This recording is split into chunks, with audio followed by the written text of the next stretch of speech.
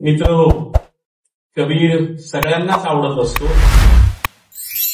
सगळ्यांनाच कबीर माहीत असतो. थोड्याफार प्रमाणामध्ये कबीर वाचलेला असतो, ऐकलेला असतो. कबीर बऱ्याच जणांना थोडाफार प्रमाणात पाठ असतो, पण हे माहीत नसतं की हे कबीराचं आहे. कारण कबीर उठता बसता तुम्हाला मार्गदर्शन करतो छोट्या छोट्या गोष्टीसाठी. ऐसी बात बोलिए कोई न बोले झूठ, ऐसी जगह पर बोलिए कोई न बोले उठ. तुम्हाला उठायला बसायला शिकवणारा, क्षणोक्षणी तुमच्या समोर तुमच्या सोबत असलेला असा हा कबीर आहे. आणि त्या कबीराच्या संदर्भात थोडंसं वेगळं काही सांगता येतं का, तेवढं फक्त मी प्रयत्न करणार आहे. तुम्हाला पाठ असलेल्या कबीराची उजळणी पण आपल्याला करायचीच आहे, कारण त्याच्यातून आपल्याला आणखी पुढे सविस्तर कबीराकडे जाता येईल. मित्र दोन अर्थानं हा विषय जास्त महत्वाचा आहे. एक तर हा हिंदी विभाग आहे आणि हिंदी विभाग असल्यामुळे त्यांना कबीर संयुक्तिक वाटला. आमचे मित्र सेंडगे सर यांनी मला फोन केला तेव्हा नेमका मी दिल्लीला निघालेल्या विमानात बसायच्या गडबडीत होतो. आमचं अर्ध बोलणं झालं आणि नंतर मग फोन बंद झाले, त्याच्यामुळे अर्ध बोलणं दिल्लीला पोहोचल्यावर पुन्हा फोन करून त्यांना अर्धा बोललो आणि मग हा कार्यक्रम फायनल झाला. आणि मला आनंद वाटला की हिंदी विभागानं मला कबीरावर बोलायला बोलावलं म्हणून. त्यांना ते पुस्तक माहीत होतं, त्याच्यामुळे त्यांना असं वाटलं की काय बाबा या माणसानं वेगळं काय केलंय, पाहूयात तर. त्याच्यामुळे मग कदाचित माझी परीक्षा पाहण्यासाठी सुद्धा त्यांनी या व्याख्यानासाठी मला त्यांच्या समोर बोलवलेलं असण्याची शक्यता नाकारता येत नाही. दुसरी गोष्ट, हा विषय संयुक्तिक असण्याचं कारण म्हणजे या विद्यापीठाचं नाव डॉक्टर बाबासाहेब आंबेडकर विद्यापीठ आहे. आणि डॉक्टर बाबासाहेबांनी जे तीन गुरु मानले, जे तीन गुरु महात्मे होते, त्या महात्म्यांपैकी एक महात्मा गौतम बुद्ध होते, दुसरे महात्मा कबीर होते आणि तिसरे महात्मा ज्योतिराव फुले होते. त्याच्यामुळं बाबासाहेबांच्या काळजातला जो माणूस आहे त्याच्या विषयावर इथं या विद्यापीठात बोलताना ते आणखी जास्त संयुक्तिक राहील असं मला वाटलं.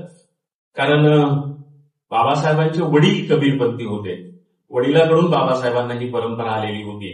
त्याच्यामुळं बाकी काहीही माहीत होण्याच्या आधी बाबासाहेबांना कबीर माहीत झालेले होते आणि कबीराची पदं माहीत झालेली होती. त्याच्यामुळे बाबासाहेबांच्या काळजात लहानपणापासून म्हणजे गौतम बुद्ध त्यांच्या काळजात बसण्याच्या आधी कबीर तिथं जाऊन बसलेले होते. त्याच्यामुळे बाबासाहेबांच्या काळजात सगळ्यात आधी स्थान पटकावणारे कबीर, त्यांच्याविषयी बाबासाहेबांचं नाव असलेल्या विद्यापीठात बोलता येतं, हाही त्यासाठी महत्वाची गोष्ट आहे. आणि बाबासाहेबांनी असं लिहूनच ठेवलेलं आहे की कबीराला बुद्ध तत्वाचे रहस्य समजलेले होते. हे बाबासाहेबांचं मूल्यमापन आहे कबीराविषयी. बाबासाहेबांनी असं सांगितलेलं आहे की कबीराला बुद्ध तत्वाचं रहस्य समजलेलं होतं. आणि तिसरी महत्वाची गोष्ट, हे व्याख्यान जे आहे हे व्याख्यान महात्मा गांधींच्या स्मरणार्थ होत आहे. महात्मा गांधी व्याख्यान आहे. बाबासाहेबांचा आणि कबीराचा संबंध सगळ्यांनाच माहित आहे, पण महात्मा गांधींचा आणि कबीराचा संबंध तितकाच होता जितका बाबासाहेबांचा आणि कबीराचा संबंध होता. हे फारसं चर्चेत नसतं, फारसं माहीत नसतं. कारण बाबासाहेबांना कबीर वडिलांकडून आला परंपरेमध्ये, तसा महात्मा गांधींना कबीर आईकडून परंपरेमध्ये आलेला होता. त्यांच्या आई परंपरेनं कबीरपंथी होत्या महात्मा गांधींच्या. त्याच्यामुळे लहानपणापासून महात्मा गांधींना कबीराचा प्रभाव त्यांच्या मनावर त्यांच्या आईकडून पडलेला होता. महात्मा गांधींच्यावर नुसता प्रभाव पडलेला नव्हता, तर त्यांच्या विचारात आणि त्यांच्या आचारात कबीर किती मुरलेला होता त्याची कितीतरी उदाहरणं आपल्याला सांगता येतील. महात्मा गांधींनी हरिजन हा जो शब्द वापरला, हा शब्द खास करून कबीरानं कवितेमध्ये लोकप्रिय केलेला शब्द आहे. महात्मा गांधींनी राम शब्द ज्या अर्थानं आणि ज्या सशक्त कारणासाठी वापरला, तो मला वाटतं त्यांनी कबीराकडून घेतलेला असावा. कबीराचा राम आणि महात्मा गांधींचा राम एकच आहे. इतर रामांमध्ये फरक आहे, पण कबीराचा राम आणि महात्मा गांधीचा राम या दोन रामांमध्ये तीळ मात्रही फरक नाही. म्हणजे खऱ्या अर्थानं राम जो कबीराला कळालेला होता तो महात्मा गांधीला कळालेला होता आणि तो त्यांच्या आईकडून समजलेला होता, तो त्यांनी आयुष्यभर आचरणात आणलेला होता. दुसरी गोष्ट म्हणजे कबीर आणि गांधींचा राम एकच आहे. सत्य, अहिंसा आणि श्रमप्रतिष्ठा ह्या ज्या 3 गोष्टी आहेत, ज्या महात्मा गांधींनी आपल्या आयुष्याचा गाभा समजल्या. सत्य, अहिंसा आणि श्रमप्रतिष्ठा या 3 गोष्टी. मला फार आनंद वाटला की कैलासनं, अंबुरेनं आमच्या त्याचा विभाग दाखवला, विद्यार्थी कल्याण विभाग. आणि तुम्ही सगळे विद्यार्थी बरेच जण तिथं मला वाटतं कामही करत असाल कमवा आणि शिका योजनेमध्ये. तिथं नेऊन तुम्ही कमवत असलेल्या फायली, तुम्ही करत असलेल्या वस्तू दाखवल्या मला. आणि सगळीकडं जे 101 शब्द कोरलेला होता, श्रमप्रतिष्ठा, तो मला फार महत्वाचा वाटला कैलास. आणि ती देण कबीराची आहे, की श्रमाला प्रतिष्ठा. ती साधी साधी कामं करणारी माणसं सुद्धा एवढं मोठं काम करू शकतात. ती श्रमप्रतिष्ठा जी आहे, ती श्रमप्रतिष्ठा महात्मा गांधींनी तोच आपल्या आयुष्यामध्ये आदेश मानलेला होता. त्याच्यामुळे महात्मा गांधींनी श्रमप्रतिष्ठेला फार महत्व दिलं. आणि कितीही मोठ्या पदावर गेले महात्मा गांधी, तरी स्वतःचा शौचालय स्वतः साफ करण्याचं श्रम जे आहे ते महात्मा गांधी आयुष्यभर करत राहिले. त्यांचा संडास त्यांनी कधीही दुसऱ्या कुणाला धुवू दिला नाही. ही जी कबीराची श्रमप्रतिष्ठा होती ती महात्मा गांधींनी तंतोतंत आपल्या आयुष्यामध्ये आणलेली होती. अहिंसा आणि सत्य हे तर दोघांच्याही आयुष्याचा गाभा होता. सगळ्यात महत्वाचं महात्मा गांधीवरचा प्रभाव म्हणजे महात्मा गांधींनी कबीराचा चरखा हे त्यांच्या विचाराचं प्रतीक मानलं. कारण चरखा कबीराकडून होता आणि चरखाच महात्मा गांधींच्या आयुष्याचा तत्वज्ञानाचा गाभा होता. त्याच्यामुळं हा चरखा आणि ही खादी त्या वस्तू नव्हे, हा एक विचार आहे असं महात्मा गांधी म्हणायचे, विनोबा भावे म्हणायचे. त्याच्यामुळं हा विचार जो आहे या चरख्याच्या आणि या सुताच्या पाठीमागं तो कबीराकडून महात्मा गांधींनी घेतला. त्याच्यामुळं महात्मा गांधींच्या स्मृतीप्रित्यर्थ हे व्याख्यान होत आहे आणि कबीरावर होत आहे. अशा 3 अर्थानं, 3ही पद्धतीनं आज हे व्याख्यानाचा विषय जास्त संयुक्तिक आहे असं मला वाटतं. आणि बाकी या विषयाच्या संदर्भात तपशीलवार आमचा मित्र शेंडगे बोललेले आहेत. खरं तर बोललेला आहे असं म्हणायला पाहिजे, कारण कैलासला जसं मी म्हणतो की तो माझा डायरेक्ट विद्यार्थी आहे कैलास, त्याच्यामुळं. पण हे आम्ही सोबतच शिकलो. दासूला सुद्धा मी कधी अहो जावं म्हणत नाही, अरे तुरेच म्हणतो, कारण आम्ही सोबत शिकायला होतो सगळेजण. अरे तुरेतले मित्र आहोत आम्ही. तसेच शेंडगे आहेत, पण तो फार जवळचे नसल्यामुळे ते अरे तुरे म्हणतात आणि रेटत नाही. पण वेळोवेळी ते जेव्हा भेटतात तेव्हा तसंच म्हणावं असं वाटतं. त्यांनी प्रास्ताविकात फार सुंदर पद्धतीनं त्या सगळ्या गोष्टी सांगितलेल्या आहेत. माझ्या पुस्तकाचंही नाव आणि या व्याख्यानाचा विषय आपण तोच घेतला की कबीर संत, सुधारक आणि कवी.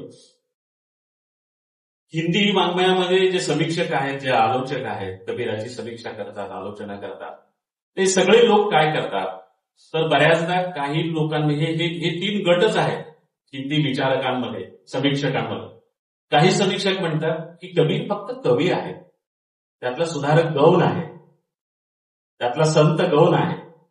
काही म्हणतात नाही, त्यातला सुधारक श्रेष्ठ आहे, त्यातला कवी गौण आहे, संत गौण आहे. आणि काही जण म्हणतात की नाही, कबीर फक्त साधू आणि संत म्हणूनच श्रेष्ठ होता, त्यातला कवी गौण आहे, त्यातला सुधारक गौण आहे. पण खरं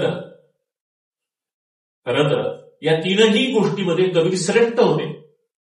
कबीर श्रेष्ठ होते म्हणजे ते उच्च प्रतीचे कवी होते, ते उच्च प्रतीचे समाजसुधारक होते आणि ते उच्च प्रतीचे साधक होते. याच्याविषयी आता काही शंका उरलेली नाही. त्या 3ही गोष्टी सिद्ध झालेल्या आहेत. पण क्रम मात्र मागं पुढं आपल्याला त्याचा ठरवता येतो. काय क्रम होता? तो मुळात कबीर साधक होते, साधू होते, संत होते. मुळात त्यांची वृत्तीची होती, मूळ गाभा जो होता मनाचा तो साधुत्वाचा होता, संतत्वाचा होता.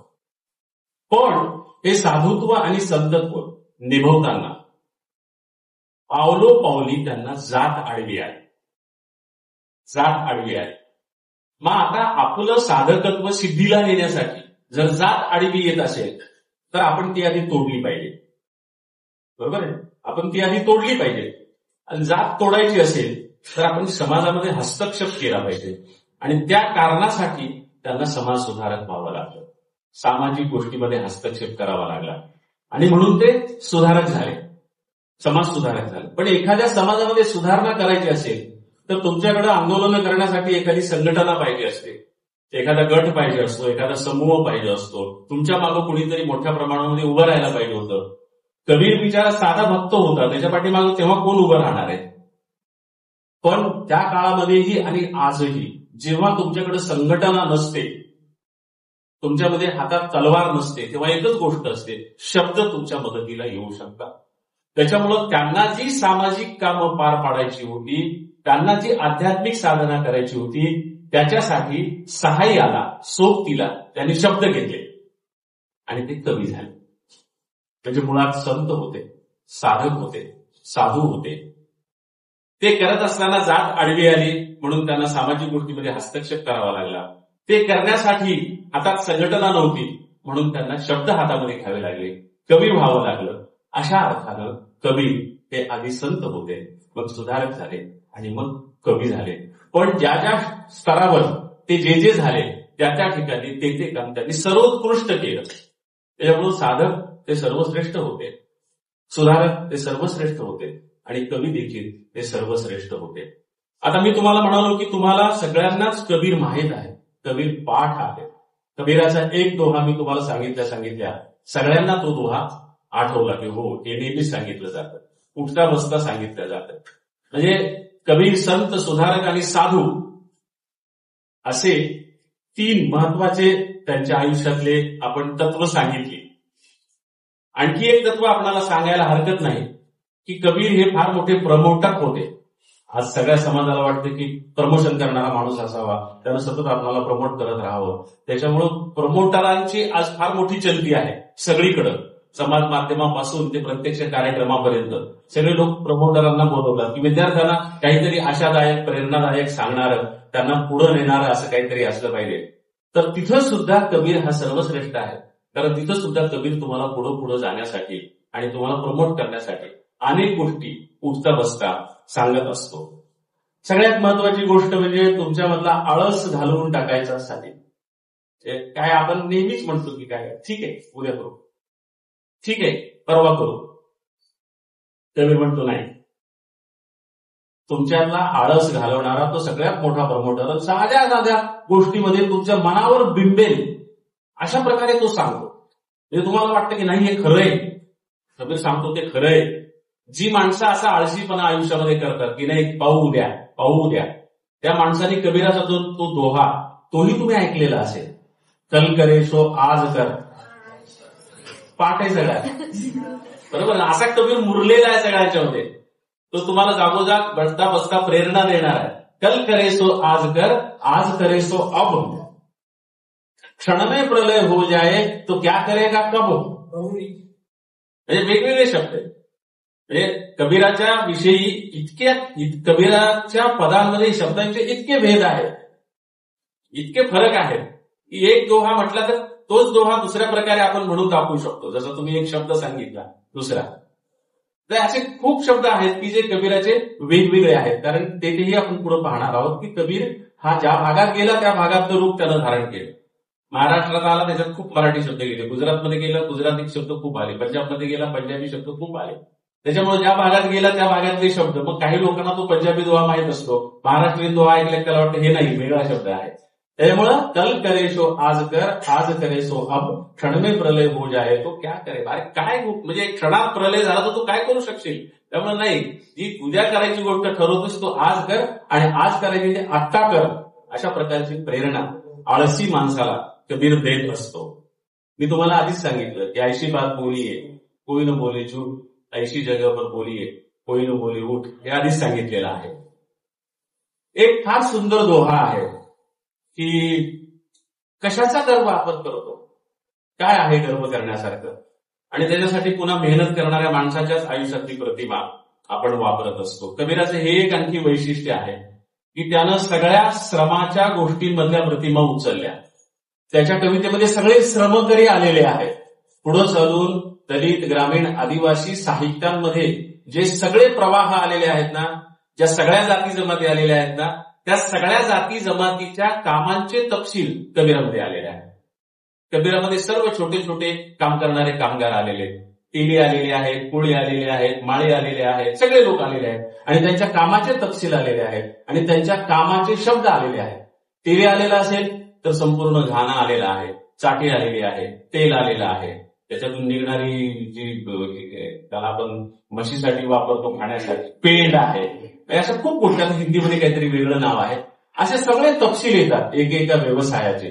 जे तपशील आल्यामुळं आपल्याला पुढं दलित ग्रामीण साहित्याचं, आदिवासी साहित्याचं कौतुक वाटतं. ते सगळे कौतुकाचे तपशील कबीरामध्ये आधी येऊन गेले हे आपल्याला माहित आहे. कुंभाराच्या जीवनाचा तपशील घेऊन तो प्रसिद्ध दोहा आहे. त्याचं मराठी रूपांतर माडगुळकरांनी इतकं सुंदर केलेलं आहे की माटी कहे कुमार को तू क्या रुंडे मोय, एक दिन ऐसा आएगा मैं रुंडूंगी तोय. इतका सुंदर अनुवाद याचा माडगुळकरांनी केलेला आहे. त्याचं गीत पण झालेलं आहे. माती बोले कुंभाराला पायी मज तुडविशी, तुझाच शेवट आहे वेड्या माझ्या पायाशी. हे माडगुळकरांनी त्याचं केलेलं मराठीकरण मराठीमध्ये लोकप्रिय झालेलं आहे. की त्या कुंभाराचं रूप घेऊन ते असं सांगतात की माती म्हणते कुंभाराला की मला तू काही तुडवतो आहे, तुला वाटत असेल की मी हिला पायी तुडवतो आहे, पण वेडा आहेस, तुला माहित नाही, मीच तुला एक दिवस पायाखाली तुडवणार आहे. म्हणजे कशाचाच गर्व करू नये हे सांगण्यासाठी कबीराने हा दोहा वापरलेला आहे. एक दोहा तर इतका सुंदर आहे आणि तो प्रामुख्यानं तुम्हा तरुणांसाठी फार उपयुक्त आहे, फार उपयुक्त आहे. आपल्याकडे प्रेम हा विषय जर घेतला आपण तर प्रेमावर तर कबीरा इतकं सुंदर कुणीच भाष्य केलेलं नाही. प्रेमावर कबीरा इतके सुंदर दोहे कुणीच लिहिलेले नाही. कबीराचा एक दोहा आहे की प्रेम की गली अति संकरी, ज्यामे दोन समाय. प्रेमाची वाट, प्रेमाची बोळ, आपल्याकडे त्याला बोळ म्हणतो, प्रेमाची बोळ इतकी अरुंद आहे त्याच्यातून दोघं जण जाऊ शकत नाही. दोघं एकजीव झाले तरच त्याच्यातून जाऊ शकतात. इतकं एकजीव दोन प्रेम करणारे जीव झाले. दोन जीव नाहीच, ते एकजीव झाले तरच त्या गल्लीतून, प्रेमाच्या गल्लीतून ते जाऊ शकतात असं त्यांनी म्हटलेलं आहे. पण त्यांचं एक आहे. आता ज्याची शंका आहे की ते कबीराचंच आहे की तुम्ही जर म्हणतात रहीमचं आहे. पण काही दोहे असे अनेकांच्या गाथेमध्ये आपल्याला सापडतात. असं पण होतं, कधी कधी लिहून घेणाऱ्यांनी तो घोटाळा केला असण्याची शक्यता नाकारता येत नाही.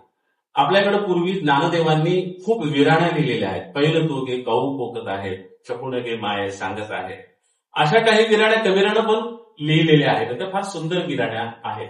प्रियकराची वाट पाहणारी प्रेष, विराणी हे कवितेचा प्रकार आहे.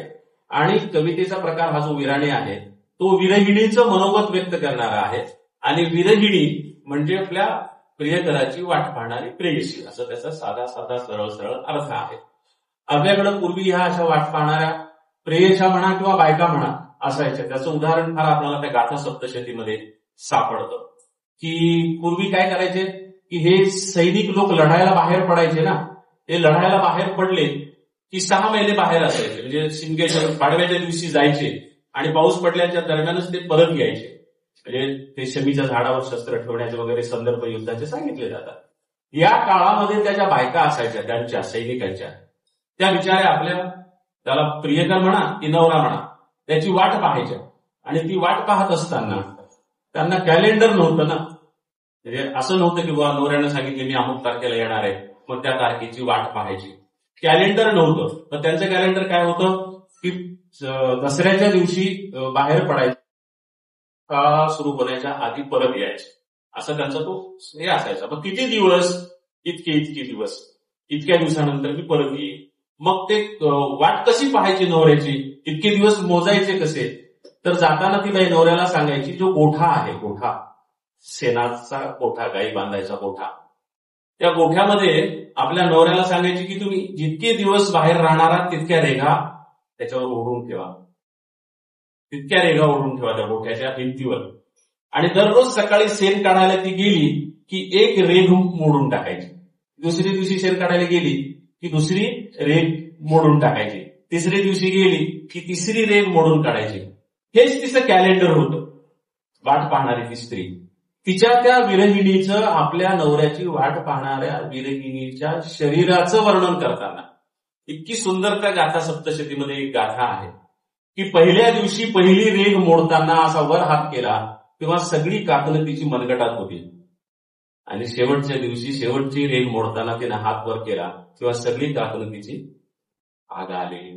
म्हणजे इतकी ती कुरुष झालेली होती, इतकी ती विरहानं बारीक झालेली होती, असा संदर्भ त्याच्यामध्ये सांगितलेला आहे. अशीच एक विरहिणी शेवटची रेघ मोडून आपल्या प्रियकराची वाट पाहण्यासाठी गावाबाहेर जाते आणि उभी राहते की आज आपला प्रियकर किंवा आज आपला मालक येणार आहे. वाट पाहत उभी असते. ती वाट पाहत उभी असते, पण तो येत नाही. येत नाही म्हणून ती परत येत नाही. ती तशीच त्याची वाट पाहत उभी असते. तो येत नाही म्हटल्यावर ती पुरुष आधीच झालेली असते. नंतर अन्न पाणीही नसतं तिथं त्या वाट पाहण्याच्या ठिकाणी, म्हणून ती जमिनीवर कोसळते. आणि ती जमिनीवर कोसळल्यामुळं तो वाळवंटाचा भाग असेल कदाचित, राजस्थान मधला कबीराने पाहिलेला भाग असेल कदाचित, ती जमिनीवर कोसळल्यामुळं हा मृतदेह आहे असं समजून कावळे गिधाड तिच्या जवळ येतात आणि तिला टोचायला सुरुवात करतात. कावळे गिधाड तिच्या शरीराला. आणि ती हाकालू शकत नाही कावळ्यांना, कारण तिच्यात शक्ती नाहीये. कावळ्यांना हाकालू शकत नाही. त्या कावळ्यांना ती विनंती करते. असा एक दोहा कबीरांनी लिहिलेला आहे. काय विनंती करते ती कावळ्यांना? ती कावळ्यांना एवढंच म्हणते, कागा कागा सब तन खैयो. कबीरांची भाषा. कावळ्यांनो कावळ्यांनो माझं सगळं शरीर खाऊन टाका. कागा कागा सब तन खैयो. कागा कागा सब तन खैयो सुन सुन खैयो मांस. वेचून वेचून खा माझ्या हाडामधलं मांस. माझं काही म्हणणं नाही. कागा कागा सब तन खैयो चुन चुन खैयो मांस. ये दो नैना मत खैयो मोहे पिया मिलन की आस. सगळं खा, माझे फक्त 2 डोळे खाऊ नका, कारण ते डोळे माझ्या प्रियकराची वाट पाहत आहेत आणि तो आला तर त्याला पाहण्यासाठी तेवढे 2 माझे डोळे मात्र शिल्लक ठेवा. मला सांगा, या 2 ओळीमध्ये कबीरांनी जे महाभारत सांगितलेलं आहे, प्रेमाचं, विरहाचं, विरहिणीचं, 2च ओळी ना, 2च ओळी द्या. पण त्याचा अर्थ समजून घ्यायला आणि तुम्हाला अर्थ सांगायला मला वाटतं 15 मिनिटं तरी लागलेले असतील. एवढं सामर्थ्य त्या कबीराच्या एकेका ओळीमध्ये आपल्याला पाहायला मिळतं. पोथी पडी पडी जगमुआ पंडित भयान होय, हाही आकर प्रेम का बडेस पंडित होय. हे पुन्हा तुम्हाला सगळ्यांना पाठ असलेला दोहा आहे कबीराचा. ती प्रेमाची भाषा कळाली तर तुम्हाला सगळे धर्म कळतात, आणि प्रेमाची भाषा नाही कळाली तर कितीही पोथ्या पुराणं वाचा, तुम्हाला काहीच कळत नाही. पोथी पडी पडी जगमुआ पंडित भयानक होय. कुणीच पंडित होऊ शकत नाही. ज्याला प्रेमाची भाषा कळते तोच पंडित होऊ शकतो. त्याविषयी जास्त काही बोलण्याची गरज नाही. आता कबीराचं वैशिष्ट्य असं होतं की कबीर मुस्लिम राजवटीत राहत होता. सत्ता मुसलमानांची होती, तरी त्यानं मुसलमानांच्या विरोधात न पटणाऱ्या गोष्टीविषयी स्पष्टपणे लिहिलं. आणि दुसऱ्या बाजूनं कबीर हिंदूंची धार्मिक सत्ता सगळ्यात मोठी ज्या शहरात होती त्या वाराणसीत राहत होता. पण तरीही कबीरानं हिंदूंच्या विरोधात त्यांना न पटणाऱ्या गोष्टी लिहिलेल्या आहेत. म्हणजे धार्मिक सत्ता ज्यांची होती त्यांच्या विरोधातही, राजकीय सत्ता ज्यांची होती त्यांच्या विरोधातही लिहायला कबीर घाबरलेला नाही. आणि त्यानं हिंदूंविषयी लिहिलं, मुसलमानाविषयी नाही असं नाही. दोन्हीकडच्याही चांगली गोष्टी घेऊन तो चालला, दोन्हीकडच्याही वाईट गोष्टी टाळून तो चालला. त्याच्यामुळं त्यानं मुसलमानांविषयी लिहिताना असं सांगितलं की मस्जिद सडके बांग दिलावे तेरा खुदा क्या बहरा है. मस्जिद सड़के बांग दिलावे तेरा खुदा क्या बहरा है. चीटी के पग नेवर बाजे सो भी अल्लाह सुनता है. शब्द जुने असल्यामुळे काही तुम्हाला लक्षात आलेलं असतील की मस्जिद सडके बांग दिलावे तेरा खुदा क्या बहरा है इथपर्यंत आम्हाला कळतं. पण अरे बाबा रे, देवाचे कान इतके सूक्ष्म आवाज ऐकू शकतात की चीटी के पग, चीटी म्हणजे मुंगी, चीटी के पग तिचे पाय, चीटी के पग घुंगरू वाजे, तिच्या पायात बांधलेले घुंगर जरी वाजले सो भी अल्लाह सुनता है. त्याने प्रमाण कसं दिले? सगळ्यात लहान वस्तू मुंगी, किती लहान, किती आकारमान, त्या मुंगीचा तो पाय, त्याचं किती आकारमान, आणि त्या पायात बांधलेलं घुंगरू त्याचं किती आकारमान, आणि त्याचा जरी आवाज झाला तरी त्याला ऐकू येतो. आणि तुला काय, तुझा देव बहिरा वाटतो की काय, एवढा उंच चढून तू आवाज देतो आहेस. आणि दुसऱ्या बाजूला ते हिंदूंना असं म्हणतात की पत्थर पूजे हरी मिले. अरे असे दगड पुजून जर देव भेटत असेल, पत्थर पूजे हरी मिले तो मै पूजू पहाड. पहाड असं म्हणलेलं त्यांनी, र शब्द आहे पण पहाड असं त्याला म्हणायचे. पत्थर पूजे हरी मिले तो मैं पूजू बहार, तासे तो चाकी भली पीस खाय संसार. अरे त्या दगड पुजल्यानं जर देव भेटणार असेल एवढा दगड का बरं देवाऱ्यातला? मी तर संपूर्ण पहाडच पूजील ना, एवढा मोठा, त्या पहाडाची पूजा करीन मी. पत्थर पूजे हरी मिले तो मै पूजू पहाड, मी तर पहाडाचीच पूजा करीन. अरे बाबांनो, पण त्या पहाडापेक्षा त्या पत्थरापेक्षा तासे म्हणजे त्याच्यापेक्षा तासे तो चाकी भली म्हणजे त्याच्यापेक्षा तर जातं चांगलं, जात्याचा दगड चांगला, तुमच्या देवाऱ्यातल्या दगडापेक्षा जात्याचा दगड चांगला. तासे तो चाकी भली पीस खाय संसार, म्हणजे निदान दळून त्याच्यावर ते पीठ तयार करून ते निदान भाकरी तरी खाऊ शकतात. आणि म्हणून त्या जात्याला देव म्हणा असे एका अर्थानं कबीर त्या डोळ्यातून सांगतात. आणि किती साम्य आहे पहा. मराठीमध्ये जात्यावर बायका जी गाणी म्हणतात त्या गाण्यामध्ये थोडेसर जात्याला देवच मानतात. त्या तुम्ही कधी जर पाहिलं असेल, आता जात्या राहिलेलं नाही त्याच्यामुळे जात्यावर दळणाऱ्या बाया तुम्ही पाहिलेल्या नसतील, तुम्ही दळण्याचा प्रश्नच येत नाही. फार चांगली गोष्ट झाली, ते कष्टाचं कामं चुकली ही चांगलीच गोष्ट आहे. पण त्याच्यासोबत गाणं केलं बायकांचं ती वाईट गोष्ट आहे. तर बाया दळायला बसल्या ना तर आधी जात्याला हात जोडतात, म्हणजे जात्याला हात जोडून दळायला बसतात आणि संपूर्ण दळण झालं की पुन्हा जात्याला हात जोडून त्या जात्यावरून उठतात. म्हणजे याचा अर्थ त्या जात्याला देव समजतात. आणि नुसतं देव समजत नाहीत तर लिहितात त्यांच्या ओवीमध्ये. असं एक फार सुंदर ओवी आहे जात्यावरच्या ओव्यांमध्ये की जात्या तू ईश्वरा, जात्याला ती ईश्वर म्हणते. जात्या तू ईश्वरा म्हणजे ईश्वर हा शब्द नाही, ते ईश्वरा. जात्या तू ईश्वरा कोण्या डोंगरचा ऋषी. माहित नाही तुला घडवणाऱ्या त्या पात्रवटानं कुठल्या डोंगरातून तुला शोधून आणलेलं आहे, कुठल्या पहाडातून तुला खोदून आणलेलं आहे. जात्या तू ईश्वरा कोण्या डोंगरचा ऋषी, कुठल्या डोंगरातला तू तपस्वी ऋषी आहेस माहित नाहीस. जात्या तू ईश्वरा कोण्या डोंगरचा ऋषी, माईवाणी काळीज उकलीते तुझ्यापाशी. म्हणजे जसं माहेरला गेल्यावर आईजवळ मी माझं सगळं सुख दुःख सांगते, तसं जगात केवळ तुझ्यावर बसल्यानंतर मी तुलाच सांगते. म्हणजे त्या जात्यावरच्या ओव्यांमधून बायका आपल्या आयुष्यातलं सगळं दुःख त्या जात्याला सांगायचं, सगळं दुःख त्या जात्याला सांगायचं. कारण कुणीतरी ऐकणारा असल्याशिवाय माणूस बोलते काय. आणि पहाटेच्या पहाटे उठून ती बाई दळायची, तिच्यासमोर कोण बसलेला असायचा, अंधारात असायचा, एकटी ती दळत असायची. तिच्यासमोर कोण बसलेलं होतं, ती कुणालाच अपेक्षित नव्हती, तिला प्रेक्षक अपेक्षित नव्हता, श्रोता अपेक्षित नव्हता. ती त्या जात्याला उद्देशून बोलत होती, जे काय सांगत होती ते जात्याला सांगत होती. आणि म्हणून ती म्हणत होती की जात्या तू ईश्वरा कोण्या डोंगरचं ऋषी, माईवाणी काळीचं उकलीते तुझ्यापाशी. ते जात्याचं ईश्वरीपण, जात्यातलं देवत्व कबीराने अशा प्रकारे उल्लेखलेला आहे की पत्थर पूजे हरी मिले तो मैं पूजू पहाड, तासे तो चाकी भली पीस खाय संसार. त्याच्यापेक्षा तर जात्याचा दगड चांगला, कारण त्याच्यामुळे निदान लोकांची पोट तरी भरतात.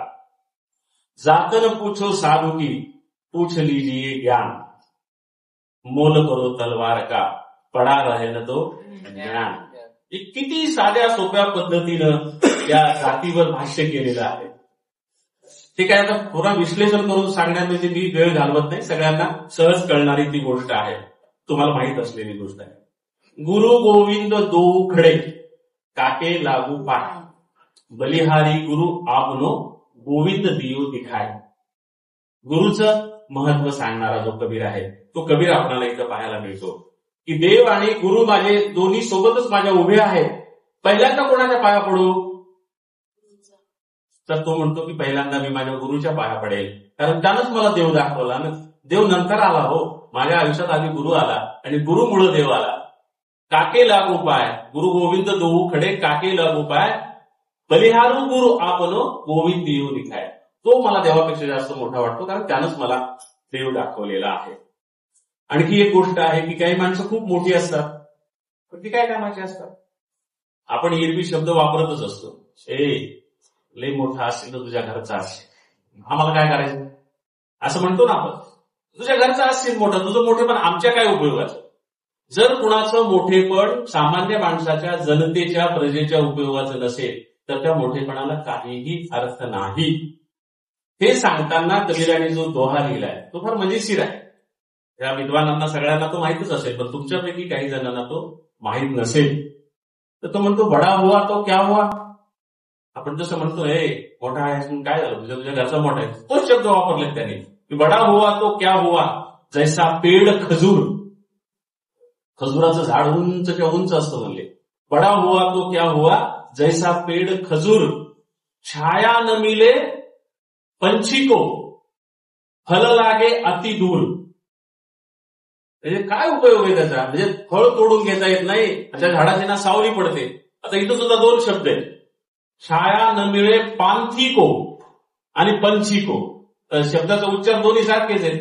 पांथी म्हणजे रस्त्याला जाणारे जे वाटसरू आहेत त्यांना सावली मिळत नाही, आणि पंछी म्हणजे पाखरांना सावली मिळत नाही. कुठलाही शब्द घेतला तर त्याचा अर्थ सारखाच आहे की ते झाड सावलीच्या उपयोगाचं नाही. म्हणजे एखाद्या बिनकामाच्या माणसाच्या मोठेपणाचं वर्णन नेमकेपणानं करताना किती कमी शब्दामध्ये कविता लिहिता येते, याचं सुंदर उदाहरण आपल्याला कबीराच्या या सगळ्या दोह्यांमध्ये पाहायला मिळतं. बुरा जो देखन मै चल्या, बुरा न मिलिया कोय, अंदर झाक के देख लिया तो मुझसा बुरा न कोय. सगळ्यांना माहित आहे की आपण शोधतो ते आपल्या दृष्टिकोनातून सापडतो. त्यासाठी फक्त उदाहरण तुम्हाला सांगतो की श्रीकृष्णाने परीक्षा घेण्यासाठी अर्जुनाला आणि दुर्योधनाला, धर्मराजाला दुर्योधनाला ते काम सांगितलं, ती गोष्ट सांगितली जाते. त्याच्यासाठी हे उदाहरण हा दोहा सांगितलं जातं की धर्मराजाला सांगितलं जा रे बाबा जगामध्ये वाईट माणसं कोण कोण आहेत शोधून काढ. धर्मराजा गेला, सगळीकडे फिरून आला आणि येऊन कृष्णाला सांगितलं की तेव्हा जगात कोणीच वाईट नाही, जगात सगळी चांगलीच माणसं आहेत. मग दुर्योधनाला बोलवलं श्रीकृष्णाला, तर सांगितलं की जा रे जगामध्ये चांगली माणसं कोण आहेत ते शोधून आण. दुर्योधन गेला, धर्मराजासारखा सगळं फिरून आला, त्यानं सांगितलं की देवा जगात सगळी वाईटच माणसं आहेत, जगात कोणीच चांगलं नाहीये. म्हणजे जो स्वतः चांगला होता त्याला कोणीच वाईट दिसलं नाही, जो स्वतः वाईट होता त्याला कोणीच चांगलं दिसलं नाही. त्याच्यामुळे त्यांनी असं सांगितलेलं आहे की बुरा देखन जो मै चल्या मुझसे बुरा ना कोई, माझ्यासारखा वाईट कुणी नाही. जो स्वतःच इतक्या सुंदर पद्धतीनं आत्मपरीक्षण करतो, स्वतःच्या चुका समजून घेतो आणि स्वतः आपल्यासारखं वाईट जगात काहीच नाही असं समजतो, त्याचा पूर्ण विकास झालेला आहे माणूस म्हणून, असा त्याचा अर्थ होतो. आता ते सगळ्यांनाच माहित आहे की जब तू आया जगत में, जब तू आया जगत में तू रोया जग हसे, असं काहीतरी ते आहे. त्याचे पुन्हा वेगवेगळे प्रकार आपल्याला पाहायला मिळतात, वेगवेगळे शब्द पाहायला मिळतात की जेव्हा तू जन्माला येतोस तेव्हा तू रडत होतास बाबा, पण जग सगळं हसत होतं, तुझ्या जन्मासाठी आनंदोत्सव साजरा करत होतं. पण आता आयुष्यात असं काहीतरी करून जा की जेव्हा तू जाशील हे जग सोडून तेव्हा मात्र लोक तू हसत गेला पाहिजेस आणि हे जग मात्र तुझ्या जाण्यामुळं रडलं पाहिजे. त्याच्यानंतर कबीरा खडा बाजार में, शेंडगे सरांनी सांगितलं, कबीरा खडा बाजार में लिए दुकाठी हात, त्यांनी मशाल सांगितलं. आमच्याकडे तो लुकाठी म्हणजे काठी असं सांगितलेलं आहे. कबीरा खडा बाजार में लिए दुकाठी हात, आता काठी घेऊनच तो तयार आहे, लोकांना मारायला पडवायला, म्हणजे कोणाला तो घाबरत नाहीये. कबीरा खडा बाजार में, आता सोटा घेऊनच तो उभा आहे. कबीरा खडा बाजार में लिए दुकाठी हात, जो घर फुके आपणा, म्हणजे स्वतःच्या घरावर तुळशीपत्र ठेवणे हा जो मराठीतला वाक्प्रचार आहे. असं जो करू शकेल, स्वतःच्या घर फुकणे म्हणजे अक्षरशः त्याला आपण गाडी लावणे असा त्याचा अर्थ नाहीये, अंगाला राख लावणे असं आपण ज्याला म्हणतो तशा अर्था नाही. ते जो घर फुके आपणा म्हणजे घराचा संपूर्ण मोह जो सोडून देतो त्यानंच फक्त आमच्यासोबत यावं. शेळके सरांनी त्याचा अर्थ सांगितलेला आहे की ते सोपं नाहीये कबीराचं अनुकरण करणं किंवा कबीर स्वतःमध्ये मुरवणं. जो घर फुके आपणा चले हमारे साथ, आणि त्याच चालीचा त्याचा दुसरा दोहा आहे कबीराचा, म्हणजे त्यानं ध्रुपद तेच घेतलेला आहे की कबीरा खडा बाजार में मांगे सबकी खैर, म्हणजे सगळ्यांना आशीर्वाद मागण्यासाठी मी बाजारामध्ये उभा आहे. कबीरा खडा बाजार में मांगे सबकी खैर, ना काहू से दोस्ती ना काहू से बैर, म्हणजे माझी कुणासंगही दोस्ती नाही आणि माझं कुणासंगही वैर नाही. मी निरपेक्ष आहे, जे वाईट वागतील ते माझे वैरी, जे चांगले बघतील ते माझे मित्र. मुळात हे चांगलं वाईट पण मी माझ्या मनात घेऊन आलेलो नाहीये, हे सांगण्यासाठी त्याने तो दोहा लिहिलेला आहे. दुःख में सुमिरन सब करे, सुख में करे न कोय, सुख में सुमिरन करे तो दुःख काय है को होय. अर्थ सांगत बसत नाही, फक्त आठवण करून देते.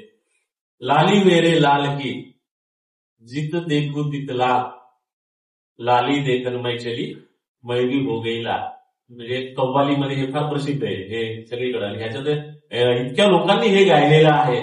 अगदी परवीन सुलतानापासून, शास्त्रीय गायकांपासून ते अगदी लोकगायकांपर्यंत सगळ्यांनी ते गायलेलं आहे की लाली मेरे लाल की जित देखो तित लाल. एखाद्या गोष्टीमध्ये किती रमून जावं, एखाद्या गोष्टीमध्ये किती रंगून जावं, त्याचं ते एक उदाहरण म्हणून सगळीकडे रंगून जाणारी जी माणसं असतात ती माणसं नेहमीच या लाली मेरे लाल की या दोह्याला जल्दी देतात.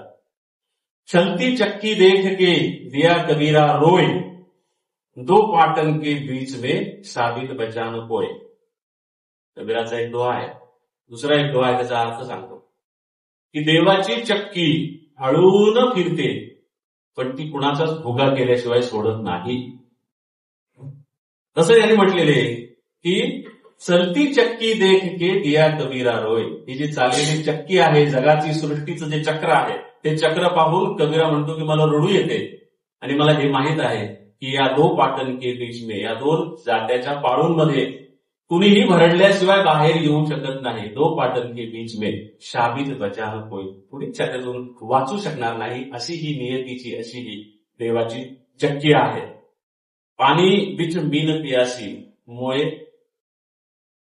ते प्रसिद्ध दोहा आहे, हा सगळ्यांना माहीत असलेला आहे की पाणी बिच मीन पियासी मोहे देख देख आहे आसी, असा काहीतरी तो दोहा आहे, पूर्ण दोहा. की पाण्यामध्ये उपासी मासा आहे असं ऐकून मला हसू यायले. असं कधी असतं का?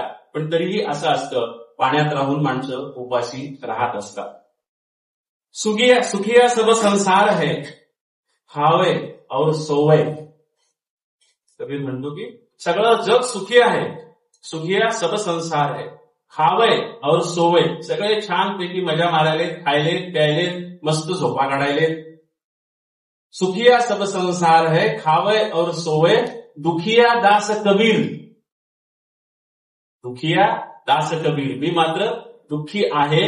दुखिया दास कबीर काय आहे थोडं ते, और रोवे असं आहे. म्हणजे त्याच्या आधी काहीतरी एक शब्द आहे, जागे और रोवे. म्हणजे मी मात्र झोपू शकत नाही, मी मात्र जागाच असतो. आता हे कबीराच्या संदर्भात सांगितलं जातं, पण ते कबीर गाथेच मला कुठं दिसलं नाही. पण ते कबीरासारखं मार्मिक आहे असं मला वाटलं, म्हणून मुद्दाम मी ते लिहिलेलं आहे की केली के पात पात पे जा, केली के पात पात में पात. मस्त आहे पा. केली के पात पात में पात, गधे की लात लात में लात, कवी की बात बात में बात, आणि हिंदू की जात जात में जात. असा तो कबीराचा दोहा आहे. आणि सगळ्या गोष्टी त्याने असं सांगितलेल्या आहेत की केली की पात पात में पात. तुम्ही एक पात काढा, पुन्हा खाली पात आहे, ती पात काढा, पुन्हा खाली पात आहे, ती पात काढा, पुन्हा खाली पात आहे. केली के पात पात में पात. पानाआड पानाआड पुन्हा पानच आहे. केली की पात पात में पात, गधे की लात लात में लात. हे काही वेगळं सांगण्याची गरज नाही. तुम्हाला सगळ्यांच्या हसण्यातूनच त्याचा अर्थ कळाला, ते माझ्या लक्षात आलेलं आहे. कवी की बात बात में बात. एक कवीचं आणि कवितेचं वैशिष्ट्य सांगितलेलं आहे की त्यांच्या एका गोष्टीमध्ये पुन्हा दुसरी एक गोष्ट असते, पुन्हा दुसरी एक गोष्ट असते, पुन्हा दुसरी एक गोष्ट असते. म्हणजे कवीच्या शब्दांचे अनेक अर्थ संभवू शकतात हे सांगण्यासाठी. कवी की बात बात में बात. कवीच्या शब्दांमध्ये आणखी वेगवेगळे अर्थ आपण काढू शकतो. आणि मग हिंदू की जात जात में जात. म्हणजे हिंदूंच्या एका जातीत दुसरी जात, दुसऱ्या जातीत तिसरी जात, तिसऱ्या जातीत चौथी जात, अशा जातीमध्ये जाती लपलेल्या आहेत. हे कबीराच्या गाथेत मला सापडलं नाही, पण लोकगायक कबीराचे त्याच्यामध्ये मला हे सापडलं. मग त्यांनी ते लोकोक्ती म्हणून आणलं का प्रत्यक्ष गाथेतून आणलं माहित नाहीये. मोको कहा ढूंढे रे बंदे मेरे पास में. मला इतरत्र कुठं शोधू नकोस. कुठे शोधीशी रामेश्वर आणि कुठे शोधीशी काशी.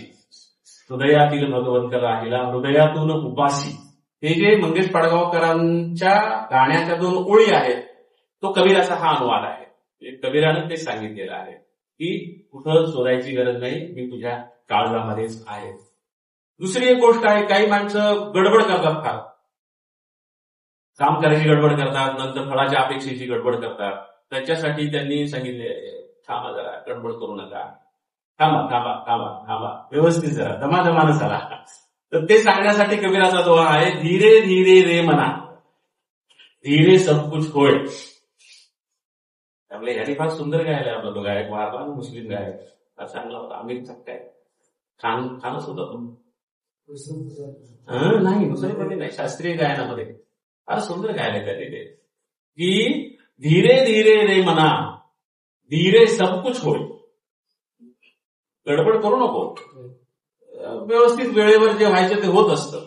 धीरे धीरे रे मना, धीरे सब कुछ होय. मालिशीचे सौघडा, ऋतू आवे तल होय.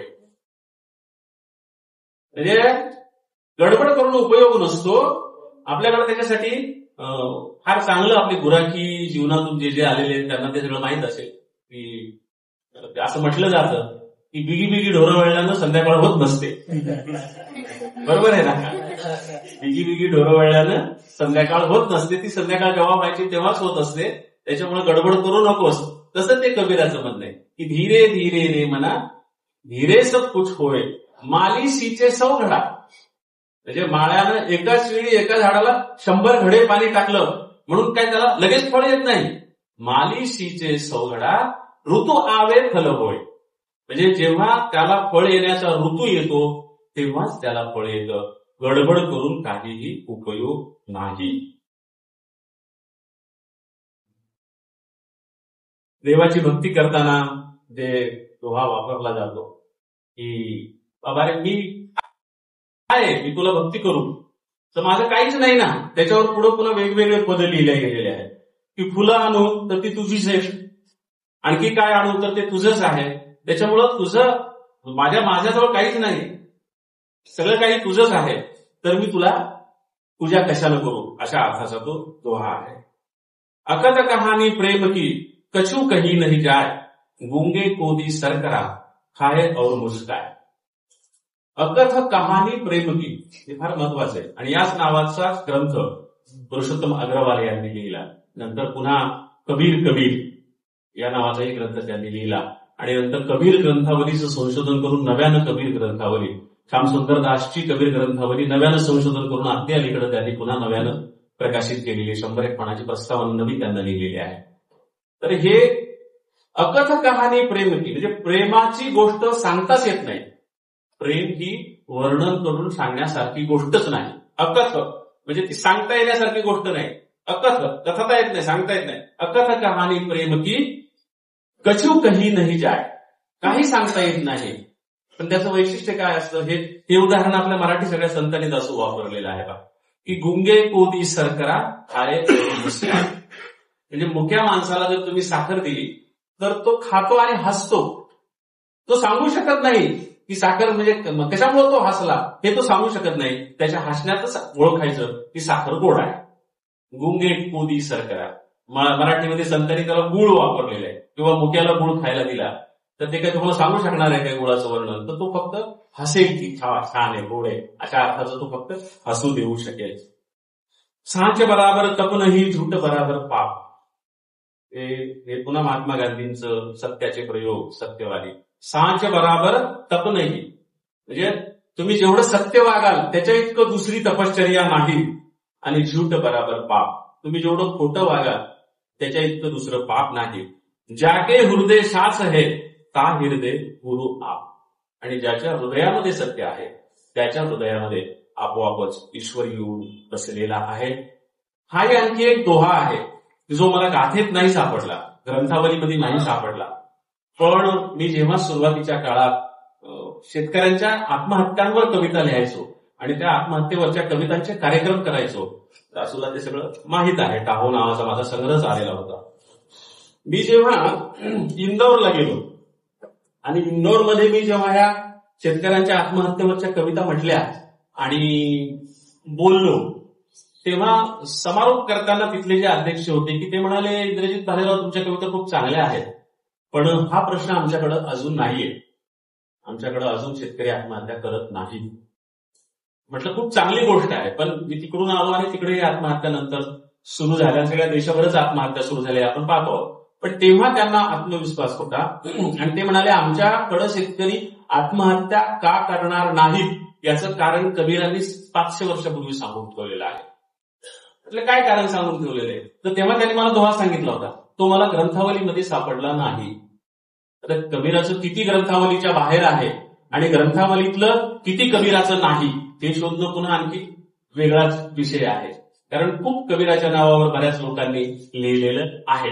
त्याच्यामुळं हा दोहा जो आहे की मालव भूमी गहन गभीर, ते इंदोरचे आमच्या आचार्य नावाचे ग्रस्त होते, अध्यक्ष होते. ते म्हणाले, इंद्रजित भालेराव, आमच्या इकडं कबीरांनी असं लिहून ठेवलंय की मालव भूमी गहन गभीर, आमची माळव्याची भूमी इतकी सुपीक आहे. गहन म्हणजे खूप अशी खूप सुपीक आहे. गभीर, गहन गभीर. पग पग रोटी डगडग नीर, म्हणजे इथं पावला पावलावर खोदलं तर पाणी लागतं आणि तुम्हाला जिथं मागाल तिथं भाकरी मिळते. पग पग रोटी डगडग नीर, मालव भूमी गहन गभीर, पग पग रोटी डगडग नीर, असा तो दोहा मला ऐकायला मिळालेला होता. त्याच्यामुळं हा दोहा, त्याच्यामुळे हे सांगतोय की मला हा ग्रंथावलीमध्ये नाही सापडला दोहा, पण मला बाहेरून तो ऐकण्यात आला. हे सगळे जे दोहे मी तुम्हाला सांगितले त्याच्यासाठी सांगितले की प्रातिनिधिक रूपात तुम्हाला कबीराचं दर्शन घडावं, प्रातिनिधिक रूपात तुम्हाला कबीराची प्रकृती कळावी, प्रातिनिधिक रूपात तुम्हाला कबीराची वैशिष्ट्ये लक्षात यावीत. आणि जी वैशिष्ट्ये तुम्हाला माहीतच आहेत पण तुम्हाला फक्त मी तुमच्या समोर अधोरेखित करून देतो आहे. जी तुम्हाला सगळी वैशिष्ट्ये माहीत आहेत, जे दोहे तुम्हाला सगळे माहीत आहेत, ते फक्त मी तुम्हाला अधोरेखित करून देतोय, अंडरलाईन करून देतोय की हे असं असं आहे. त्याच्यातून कबीराची प्रकृती तुमच्या लक्षात आलेली आहे. आणि कबीराच्या दोह्याचं जर वैशिष्ट्य सांगायचं झालं तर 4-5 वैशिष्ट्य सांगता येतात की नेमक्या शब्दात आशयाची मांडणी, इतक्या कमी शब्दात, इतक्या नेमक्या शब्दात कबीर सांगतात की 2 ओळीमध्येच ते सगळ्या जगाचा सारांश सांगतात. मार्मिक युक्तिवाद करतात. प्रत्येक दोह्यामधला युक्तिवाद तुम्ही पाहिला असेल, पुन्हा काही उदाहरण देत बसण्याची गरज नाही. मार्मिक युक्तिवाद कबीर करतात. तर्कशुद्ध विचार, शेंडगे सरांनी प्रास्ताविकात त्यांच्या जो दोहा सांगितला, तो दोहा सांगितला की वैज्ञानिक दृष्टिकोन किंवा एकच शरीर, एकच रक्त, एकच त्वचा, एकच देह, तर मग फरक का माणसांच्या मध्ये? हा जो ज्याला आपण काय म्हणू की तर्कशुद्ध विचार, हा तर्कशुद्ध विचार आपल्याला कबीराच्या दोह्यामध्ये पाहायला मिळतो. दुसरी गोष्ट म्हणजे ढोंगीपणाला विरोध, हा कबीराचे सगळ्यात मोठा जो वैशिष्ट्य आहे. तर 5वी गोष्ट म्हणजे अंधश्रद्धा विरोध. ही 5 वैशिष्ट्ये थोडक्यात सांगायची झाली कबीराच्या कवितेची तर नेमक्या शब्दात मांडणी, मार्मिक युक्तिवाद, तर्कशुद्ध विचार, ढोंगीपणाला विरोध आणि अंधश्रद्धेला विरोध, हे कबीराचं वैशिष्ट्य आहे. आता कबीराच्या चरित्राविषयी जर काही गोष्टी सांगायच्या झाल्या, किती वेळ बोलायचं बाबा, मला वाटतं 55 मिनिटं झालीत मला बोलायला सुरुवात करून आणि मी अजून माझ्या व्याख्यानाला सुरुवात केलेली नाही. फक्त दोहे सांगितले मी तुम्हाला. त्याच्यामुळं जर थांबायचं असेल तर आपण इथं थांबूया आणि पुन्हा पुढच्या वर्षी वेगळं व्याख्यान ठेवा बाकीचा कमी, तर थोडक्यात बोलायचं पुढं. एक 55 मिनिटं झालेली आहेत, एक 10-15 मिनिटं बोलायचं. कारण कबीर खूप मोठा विषय आहे, तो सांगायला खूप वेळ लागतो, तो खूप गोष्टी आहेत. मला काय वाटतं माहितीये का दासू, की ही जी पिढी आहे ही पिढी फारसं वाचत नाही, बरोबर आहे ना? वाचत नाही, त्यांच्या हातामध्ये मोबाईल आहे. तर मी काय करतो की व्याख्यानाचा जो आणखी राहिलेला स्वतंत्र विषय आहे तो अर्धा मुर्धा सांगण्याच्या ऐवजी त्यांना ह्यांच्या हातातल्या मोबाईल मधून कबीर कसा समजून घेता येईल ते मी तुम्हाला सांग, चालेल ना? म्हणजे लायब्ररीत जाऊन तुम्ही ग्रंथावल्या शोधल्या, सगळा कबीर वाचला, मला आनंद आहे. पण जर तुम्हाला ते शक्य नसेल तर तुमच्यासाठी तुमच्या हातातल्या मोबाईलवर क्लासिक कबीर, नुसते गायलेले दोहे नव्हे, क्लासिक कबीर तुम्हाला ते कसा शोधता येतो ते मी तुम्हाला फक्त मी सांगतो आणि त्याच्यातून तुम्हाला ह्या सगळ्या गोष्टी लक्षात येतील. काय आहे, तुम्ही युट्यूबवर गेला आणि युट्यूबवर तुम्ही कबीर प्रोजेक्ट असं सर्च केलं किंवा अजब शहर असं सर्च केलं किंवा शबनम विरमणी असं सर्च केलं किंवा प्रल्हाद सिंग टिपानिया असं सर्च केलं हे सगळे जे आहेत या कुठलेही सर्च केलं तरी तो कबीर प्रोजेक्ट एवढं जरी तुम्ही सर्च केलं युट्यूबवर तरी कबीराविषयीच्या अतिशय श्रेष्ठ दर्जाच्या अभ्यासाचे व्हिडिओ तिथं उपलब्ध आहेत. हे जे सगळे व्हिडिओ आहेत ते सगळे कुणाच्या मार्गदर्शनाखाली तयार करण्यात आलेले आहेत? याचे मार्गदर्शक हे फार महत्वाचे आहेत. पहा, एक आहेत अशोक वाजपेयी. तुम्ही लक्षात घ्या, अशोक वाजपेयी त्याचे मार्गदर्शक आहेत. त्यांच्या मार्गदर्शनाखाली हे व्हिडिओ तयार झालेले आहेत. दुसरे त्यांचे मार्गदर्शक आहेत स्वतः पुरुषोत्तम अग्रवाल आणि तिसरे त्यांचे मार्गदर्शक आहेत गुलाम मोहम्मद खान. अशोक वाजपेयी कोण हे मी तुम्हाला सांगण्याची गरज नाही, पुरुषोत्तम अग्रवाल कोण हे मी तुम्हाला सांगण्याची गरज नाही, पण गुलाम मोहम्मद खान हे जागतिक कीर्तीचे चित्रकार आहेत.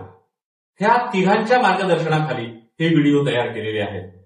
हे व्हिडिओ तयार कुणी केले तर 3 माणसांनी हे व्हिडिओ तयार केलेले आहेत.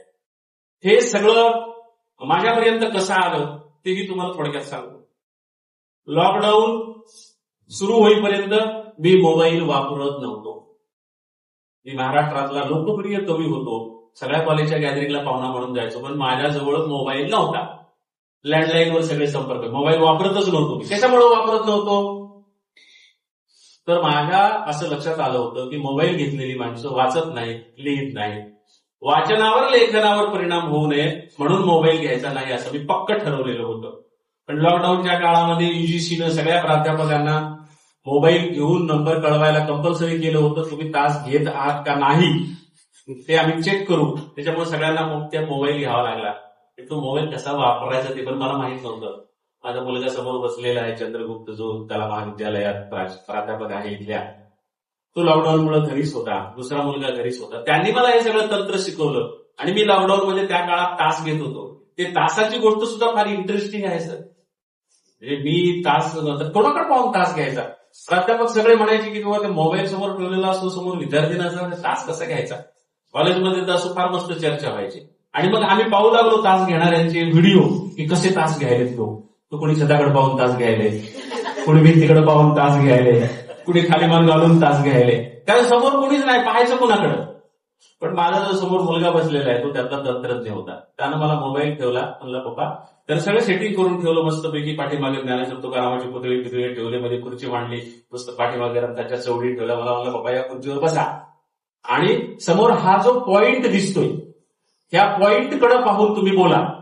म्हटलं तिथं पाहून का बोलायचं. ते म्हणले तिकडून जे पाहणारे आहेत त्यांना असं वाटतं की हा माणूस आपल्या डोळ्यात डोळे घालून बोलतो आहे. तो पॉइंट, तर मग त्या पॉइंटकडे पाहून मी बोललो. जास्त पहिल्या दिवशी मला आता मी बोललो, कुणी माणूस समोर नसला तरी अतिशय उत्साहात मी तास घेतला छानपैकी. आणि मग चंद्रगुप्तला विचारलं की कोण होतं का नाही उपस्थित तासाला माझ्या. तर त्यानं सांगितलं पप्पा तुमच्या तासाला 500 विद्यार्थी उपस्थित होते. माझे मराठी ऑक्सफर्डचे 15च विद्यार्थी आहेत. 500 विद्यार्थी कुठून आले माहित नाही म्हणला मला. पण आताच तुमचा जो तास झाला 500 व्ह्यूज आहेत त्या तासाला. 500 मुलं त्या तासाला तुमच्या उपस्थित आहेत. हे वाढत वाढत कितीपर्यंत गेली. सगळ्यात टॉपचा जो माझा तास झाला, मानसा इथे मी तुझे गीत गावे ही वामनदादा कर्डकांची कविता मी शिकवली. त्या दिवशी माझ्या तासाला 2.25 लाख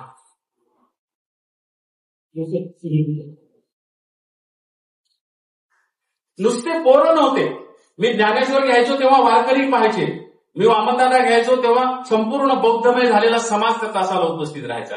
कारण वर्गाच्या बाहेरचे म्हणजे विद्यार्थी मिळायला लागले ना तिथं, त्याच्यामुळे एवढे. ते काही सगळे माझे विद्यार्थी नव्हते, माझे विद्यार्थीच होते, पण त्याची संख्या फार कमी होती. त्या काळामध्ये हातात मोबाईल आल्यावर याचा पुन्हा दुरुपयोग माझ्याकडून घडू नये म्हणून माझ्या या मुलाला मी विचारलं होतं की मी काय करू याच्यासाठी. तर तो म्हणला पप्पा तुम्हाला कबीर या काळामध्ये वाचायचं. म्हटलं हो. माझ्याकडे मी सगळ्या कबीरांच्या ग्रंथावल्या, कबीरावर लिहिलेली सगळी पुस्तकं जमा करून ठेवलेली होती. वाचायला वेळ मिळत गेला. लॉकडाऊन सुरू झाला पण पहिल्यांदा कबीर हातात घेतला. म्हटलं कबीर. ते म्हणले हा मुलगा म्हणला तुम्ही कबीर वाचताय ना.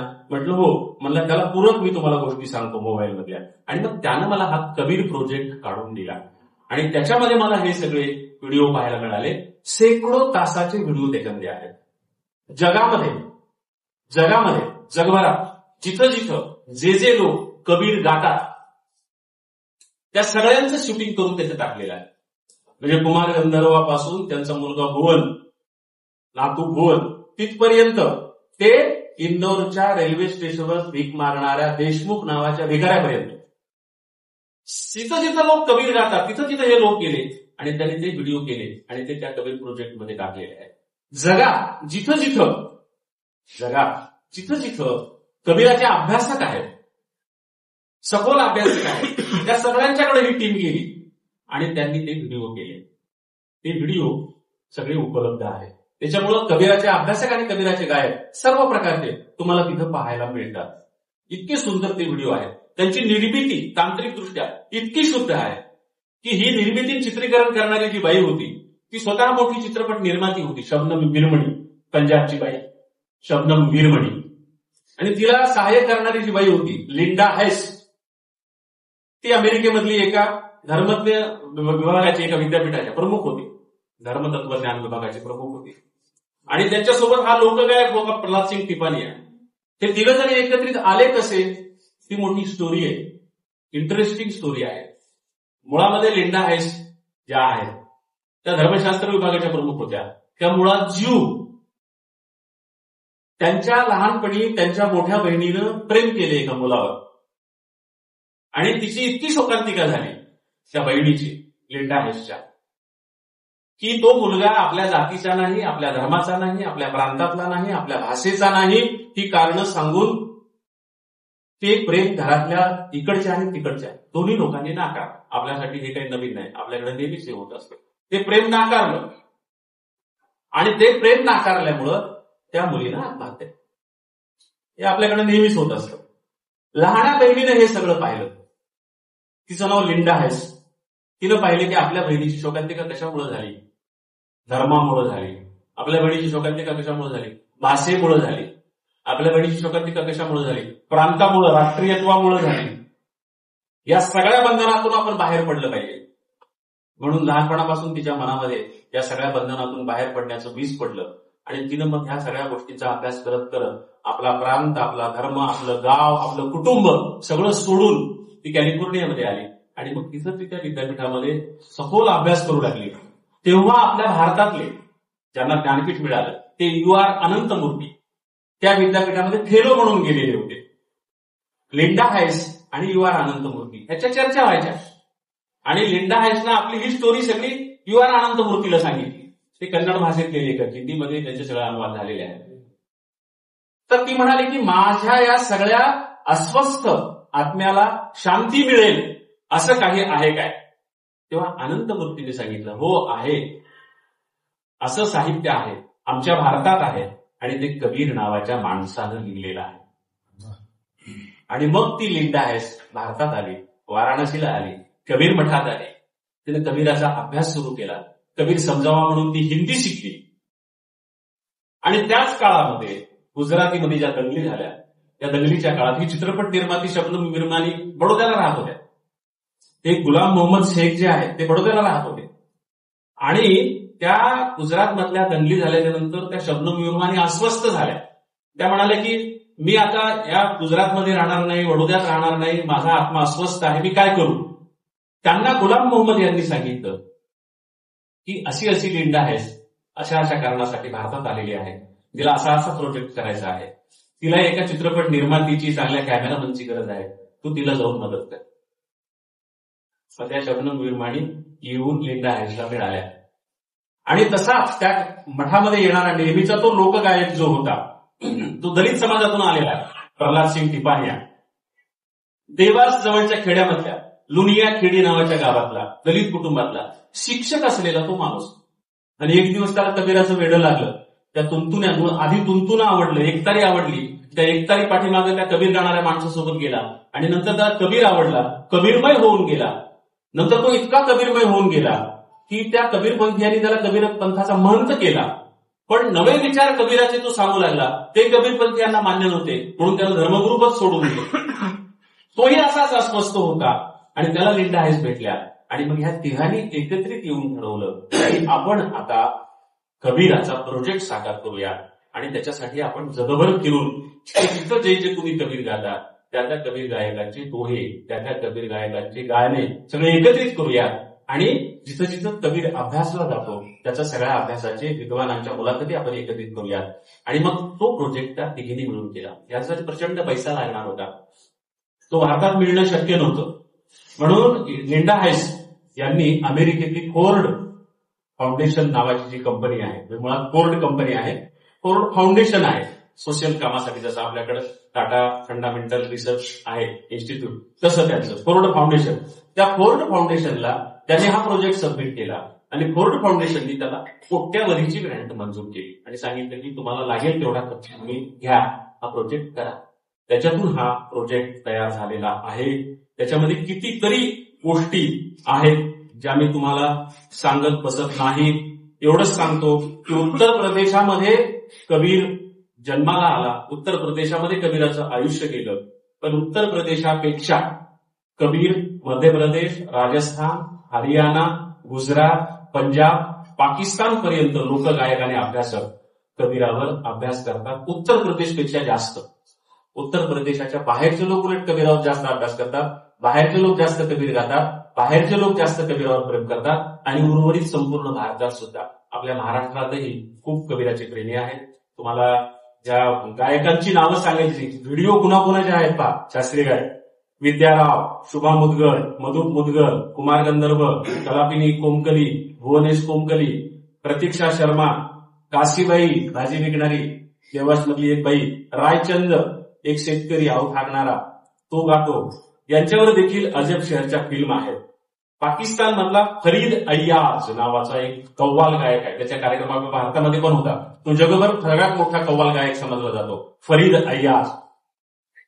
हे लोक जेव्हा त्याच्याकडे फिल्म करायला गेले तेव्हा दासूद तो काय म्हणाला माहितीये काय, ते म्हणाले तुम्हाला कबीराविषयी काय वाटतं. तो म्हणाला काय वाटतं म्हणजे, नाही आता कबीर जाऊन इतकी वर्ष झाली. तो म्हणला जाऊन म्हणजे, मग कबीराला जाऊन आता 5 सेकंद. नाही, कबीर गेलेले नाही. मग मला रोज भेटतात म्हणला कबीर, माझी आणि कबीराची रोज भेट होते म्हणलं. आणि एका अर्थानं त्याला रोज तो जो असा म्हणजे त्या तंद्रीमध्ये जायचा, कबीराशी बोलायचा, रोज कबीराशी त्याचा संवाद व्हायचा, तो फरीद अय्याज. कबीर है बोले मुझे हर रोज मिलता है, कौन बोला कबीर गया है. इतके कबीराशी एकरूप झालेली माणसं पाकिस्तानमध्ये आहेत. फरीद अय्याज. सफी फकीर नावाचा देखील एक कव्वाल गायक आहे, तोही पाकिस्तानचाच आहे. पद्मा रावजी मेघवाल नावाचे हरियाणाचे गायक आहेत. पंजाब मधले गौरादेवी आणि जमालीबाई, ह्या सगळ्यांचे व्हिडिओ आहेत त्या कबीर प्रोजेक्टमध्ये. गौरादेवी आणि जमालीबाई आहेत. इंदौर मधला भिकारी विष्णू सखाराम देशमुख, नाव देशमुख आहे त्याचं पण तो भिकारी आहे, विष्णू सखाराम देशमुख, इंदौर मधला तो भिकारी, त्याची सुद्धा फिल्म केलेली आहे. अरुण गोयल प्रतिष्ठित ओशो भक्त आहेत, ते व्यापारी आहेत, ते सुद्धा कबीरावर प्रेम, त्याच्यावर व्हिडिओ आहे. राम प्रसाद अटारिया एक शेतकरी आहे माळी जमातीचा. दयाराम सरोलिया हा इनायल गडरी देवास तिथला तो राहणारा आहे. वेलाधन भील आहे कच्छ मधला. पुन्हा कच्छ मधला खरोडचा आसारिया खियारा असं एक नाव आहे, तो आहे. मुख्तियार अली आहे फुगल पाकिस्तानच्या सीमेवरचा. काळूराम बामनिया आहे माळवा प्रांतामधला. असे कितीतरी लोक. कबीर हे झपाटणारं जिंदा भूत आहे आणि त्याच्यामुळे मी पागल झालो असं म्हणणारे पुष्कळ लोक आपणाला सापडतात. अशा कितीतरी गोष्टी तुम्हाला त्या प्रोजेक्टमध्ये पाहायला मिळतात आणि तो प्रोजेक्ट तुम्ही पाहिला तर माझ्या व्याख्यानाचं बऱ्यापैकी काम हलकं होऊ शकेल. पण तरी मला वाटतं आमचे प्रकाशक आलेले आहेत, त्यांनी कबीराचं पुस्तक जे आहे माझं मुळात मी अभ्यास करून लिहिलेलं, ते बाहेर मला वाटतं सवलतीच्या दरात त्यांनी ठेवलेलं आहे.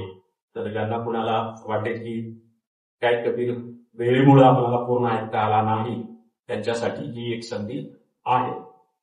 थांबायचं थांबायचं ना सर. एक कविता, एक कविता म्हणायची.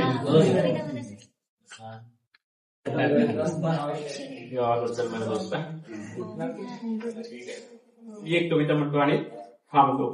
मला वाटतं कवितेची पण पुस्तकं बाहेर निवडत, कवितेची समग्र कवितेची त्या प्रकाशकाने आणलेली आहेत. शेवटची कविता कबीर हा इतका सखोल विषय आहे की तो एका तासात संपणं शक्य नाही. मला वाटतं परवाच कुठेतरी मी कबीरावर बोललो होतो, सलग 2.5 तास बोललो होतो. तेव्हा कुठं थोडाफार कबीर सांगून झाला. आता मी बोलायला सुरुवात करून 1.25 तास झालेला आहे. तर 1.25 तासामध्ये काही सगळा कबीर सांगणं शक्य नाही, पण तुम्हाला कबीराच्या वाटेवर नेऊन सोडण्याचा प्रयत्न मी केलेला आहे. आता पुढची वाटचाल तुम्ही करा, कबीराला शोधा. या व्याख्यानमालेत मला बोलवलं त्याबद्दल मी शेंडगे सरांचा, राठोड सरांचा, आमचा विद्यार्थी कैलासचा, या तिघांचाही संयोजक या कार्यक्रमाचे म्हणून खूप खूप आभार मानतो. गेल्या 1.25 तासापासून तुम्ही माझ्या बोलण्याला जी उत्तम दाद दिली त्याबद्दल तुमचेही आभार मानतो आणि कविता म्हणून थांबतो. काट्या कुट्याचा तुडवीत रस्ता, माझ्या गावाकडं चल माझ्या दोस्ता. काट्या कुट्याचा तुडवीत रस्ता, माझ्या गावाकडं चल माझ्या दोस्ता. कशी उन्हात उन्हात तळतात माणसं, कशी मातीत मातीत मळतात माणसं. कशी उन्हात उन्हात तळतात माणसं, कशी मातीत मातीत मळतात माणसं. कशी खातात जीवाला खस्ता, माझ्या गावाकडं चल माझ्या दोस्ता. काट्या कुट्याचा तुडवीत रस्ता, माझ्या गावाकडं चल माझ्या दोस्ता. काळा बापाच हिरवं राहणं, काळा माईन पिकवलं सोनं. काळा बापाच हिरवं राहणं, काळा माईन पिकवलं सोनं. पण त्यांच्या घामाचा भाव लई सस्ता, माझ्या भावाकडं चल माझ्या दोस्ता. काट्या कुट्याचा तुडवीत रस्ता, माझ्या गावाकडं चल माझ्या दोस्ता. इथं डब्यात तुला साखर लागते गोड, इथं शेतात माझ्या बापाच्या हाताला फोड. इथं डब्यात तुला साखर लागते गोड, तिथं शेतात माझ्या बापाच्या हाताला फोड. पण भाव ठरतो त्याला न पुसता, माझ्या गावाकडं चल माझ्या दोस्ता. काट्या कुट्याचा तुडवीत रस्ता, माझ्या गावाकडं चल माझ्या दोस्ता. जेव्हा दुष्काळ गिरट्या घाली, तेव्हा गावाला कुणी न वाली. जेव्हा दुष्काळ गिरट्या घाली, तेव्हा गावाला कुणी न वाली. कसे सुगीत घालतात गस्ता, माझ्या गावाकडं चल माझ्या दोस्ता. काट्या कुट्याचा तुडवीत रस्ता, माझ्या गावाकडं चल माझ्या दोस्ता. या भूमीचा मूळ अधिकारी, बाप झालाय आज भिकारी. या भूमीचा मूळ अधिकारी, बाप झालाय आज भिकारी. गाव असून झालाय फिरस्ता, माझ्या गावाकडं चल माझ्या दोस्ता. काट्या कुट्याचा तुडवीत रस्ता, माझ्या गावाकडं चल माझ्या दोस्ता. कशी उन्हात तळतात माणसं, कशी मातीत मळतात माणसं. कशी खातात जीवाला खस्ता, माझ्या गावाकडं चल माझ्या दोस्ता. माझ्या गावाकडं चल माझ्या दोस्ता, माझ्या गावाकडं चल माझ्या दोस्ता.